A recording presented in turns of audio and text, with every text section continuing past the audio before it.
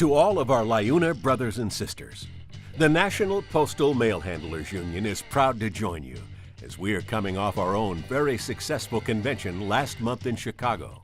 The state of the Mail Handlers Union is excellent.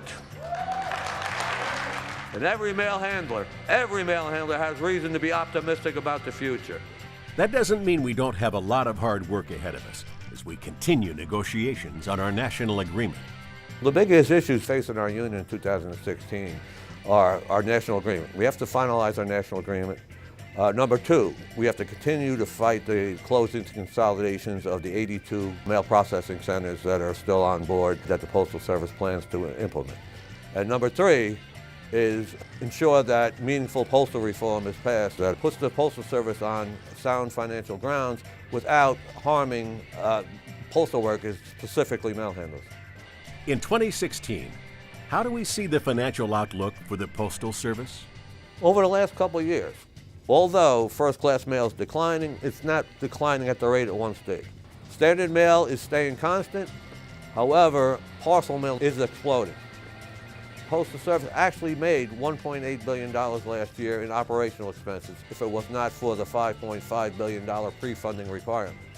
Unlike any other government agency or company, Congress requires the Postal Service to pre-fund employee retirement benefits decades into the future, which skews the way the bottom line appears. We've made money the last 3 years, anywhere from $1 billion to $1.4 billion.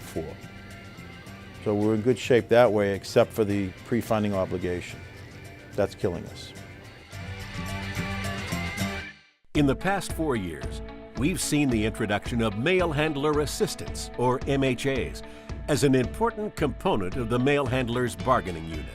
One of the most important issues facing this union is the conversion of MHAs to career employees.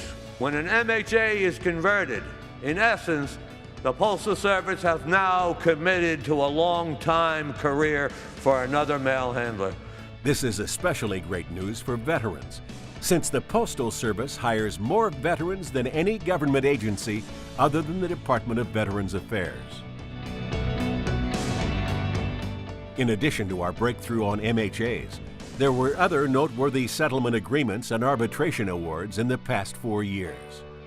We prevailed in arbitration when challenging the Postal Service's attempt to allow lead clerks to supervise or in any way assign or direct the work of mail handlers of the mail handler craft. We also had big wins in the areas of subcontracting and outsourcing. It makes absolutely no sense for the Postal Service to give away mail volume to the private sector when nearby postal plants are suffering from losses of mail volume themselves. We have the room. Let us do the work. We don't need no subcontracting non-union company doing our work. It deserves to be done by our members.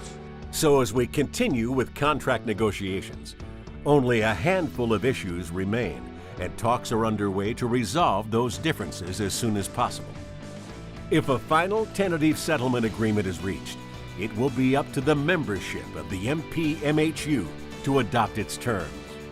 If the parties are to reach a negotiated settlement, the terms of that tentative settlement would be sent out in a mail ballot referendum for members across the country to vote up or down on adopting the terms of that contract. In the past 4 years, mail handlers have stayed strong through thick and thin. They've demonstrated the slogan of our 2016 convention, "The Power of You," by their hard work and commitment. We remain committed to reaching a national agreement and to continue the work we've done for over 100 years, protecting the interests of mail handlers across the country and moving more than 165 billion pieces of mail every year. We are proud to join our brothers and sisters of LiUNA here today in standing up for the rights of working families across North America.